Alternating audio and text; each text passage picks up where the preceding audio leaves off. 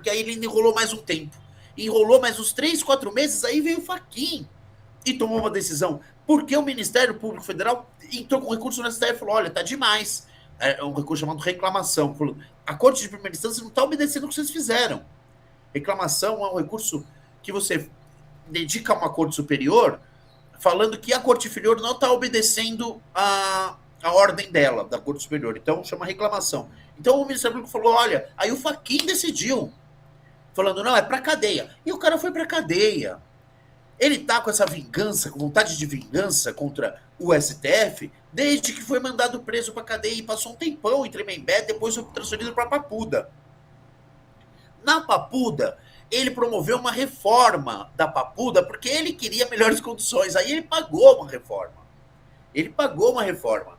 Se não me engano, o governador era o Arruda que deixou isso acontecer. Ô, Vinícius, se me permite, um personagem que fez isso também foi o Pablo Escobar. Quem viu o Narcos se lembra. Catedral. Isso, exatamente. Desculpa, queria fazer essa observação. Diga lá. Muito bem lembrado, Kiko, é isso. O bandido, quando ele é muito poderoso, se ele vai entrar na cadeia, ele monta a cadeia do jeito que ele quer. Foi isso que ele fez. E ainda saiu depois tentando dar um jeito de acusar o PT. Ele tentou, mas não conseguiu, mas tentou. Então, é isso.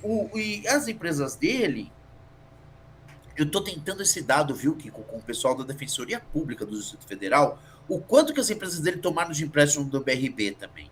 Porque tem linhas de crédito para o fomento da indústria do BRB, e eu duvido que o Grupo Poké não tenha.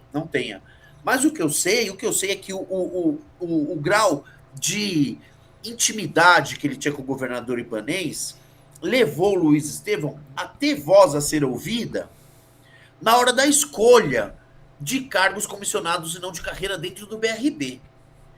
Então, o Luiz Estevão ele não tem nenhum motivo em seu Jornal Metrópolis para reclamar do ibanês. Ele não queria o BRB quebrado. Não queria. Ele também não tem muita ligação com o Vorcaro, também não está nem aí pro Vorcaro. Mas ele quer defender o ibanês. E ele quer meter no rabo do STF, por vingança e para tirar do ibanês. Então é esse senhor com esse jornal.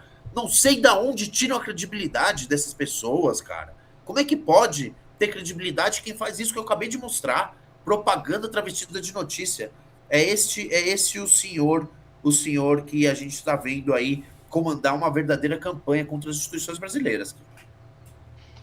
Isso aqui é uma entrevista do Luiz Estevão com o Cabrini, em 2017, e aí tem esse tipo de título picareta, os relatos do cárcere, não sei o que lá, em que ele fala, entre outras coisas, da Lava Jato. Eu vou mostrar para vocês aqui quem que é o Luiz Estevão. De novo, o principal artífice dessa campanha de difamação do Supremo Tribunal Federal e da Justiça Brasileira, tá bom? Vamos lá. Acho que é uma quebra, eu aplaudo de pé a Lava Jato. Eu aplaudo de pé a Lava Jato, tá? Eu aplaudo de pé a Lava Jato. De pé a Lava Jato, porque é um absurdo que, por exemplo, milhares de vocações de empresários no Brasil, na verdade, não pudessem crescer, na verdade, por estarem tolhidas por esse ambiente de corrupção, de troca de favores, de formação de cartéis, de protecionismo, entendeu? E de barrar novos empreendedores para não perder o acesso seletivo a esse clube do bilhão. Mas eu quero lhe dizer uma coisa que eu não entendo até o momento na Lava Jato, mas são duas coisas muito importantes na Lava Jato. A primeira delas é essa questão do ministro Palocci. Quando o ministro Palocci diz que tem muito mais a contar para a Lava Jato, eu acho que ele está prestando um serviço extraordinário ao Brasil. O que ele vai contar, porque é uma ilusão pensar que esse esquema de troca de favores, de corrupção e de benesses aconteça apenas na área das obras. O que Antônio Palocci tem para contar? Isso é o que ele precisa dizer. E precisa ser dado. É inacreditável isso aqui, porque o Cabrini é um idiota. O Cabrini assim, um cara que conseguiu falar com o PC Farias ali e tal, mas ele é burro no sentido de entender, mas um burro muito útil para os patrões também. Ele consegue entrevistas, mas ele faz esse tipo de coisa do entrevistador como ele, não tem noção. Então está dando voz para o Luiz Estevão se defender. É isso. O cara começa a atacar o Palocci. Por quê? Porque ele quer mostrar que corrupto é o PT, corrupto, claro, né? São os outros, e não ele. Isso é em 2017, Lava Jato já fazendo estrago na economia brasileira, e ele dizendo que precisa proteger o empresariado, né? O cara tá aí há 40 anos metendo a mão no dinheiro público, roubando. Agora ele tenta roubar também no futebol, comprando outros times através de laranjas. Operação chamada Al Capone, está solto, é dono de um portal, que é um jeito também do cara tentar limpar a biografia e ameaçar e se vingar dos inimigos dele. Não só os ministros do Supremo, você listou o Toffoli, que em, quanto foi?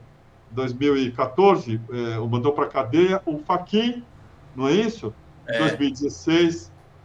Acho que foi 2015 e 2016, se eu me lembro. Está na nossa matéria. Depois você puder dar uma olhadinha. Mas também para chantagear políticos conhecidos, gente do futebol, que ele fica sócio, depois queima. Esse cara está aí operando. E esse cara manda repórteres. Olha o que é também quando o jornalista se transforma em pistoleiro de aluguel. Para o resort da família do Toffoli, que já virou o resort do Toffoli, para denunciar lá.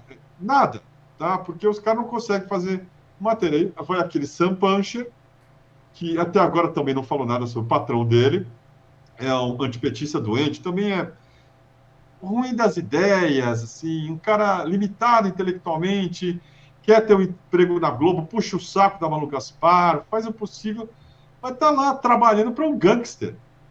É um gangster, tá? Que agora, por interesses também pecuniários do Estadão, o Estadão resolveu falar com ele, mas o Luiz Estevão aparece no documentário sobre o Collor, o Vinícius assistiu, como um personagem da história limpo, né, Vinícius? Perguntam para ele como é que era roubalheiro, uma coisa assim, tá? Uma boa mesmo, assim, não é como você deveria questionar um personagem que estava dentro daquele esquema com o PC Farias. Ele aparece como alguém falando a respeito de algo que não tinha muito a ver, conhecia o Collor, tal. É uma operação, assim, muito bonita de limpeza de biografia. Esse sujeito é o cara que comanda hoje a campanha contra o Supremo Tribunal Federal. Né? Isso diz muito sobre o estado de coisas aqui no Brasil, viu, Vinícius? Diga lá. Perfeito, diz muito, Kiko. Já fui checar, você tinha razão. A decisão do Toffoli foi de setembro de 2014, ele ainda conseguiu protelar até o início de 2016, que foi quando o Edson Fachin, utilizando o entendimento que tinham feito para mandar o Lula para a cadeia de prisão a partir de uma decisão colegiada, né, sem o trânsito em julgado, que ele conseguiu só em 2016 mandar o Luiz Estevão para a cadeia, porque senão, com esse monte de advogado e dinheiro que ele tem, ele ia ficar protelando mais ainda. Entre 2014 e 2015, entre a decisão do Toffoli e a decisão do Fachin, em 2015, portanto, que uma foi em setembro de 2014 e a outra em 2016, mais precisamente em setembro de 2015, Pedro Zampardo até me ajudou com essas datas, eu agradeço, a definir, apurar direitinho,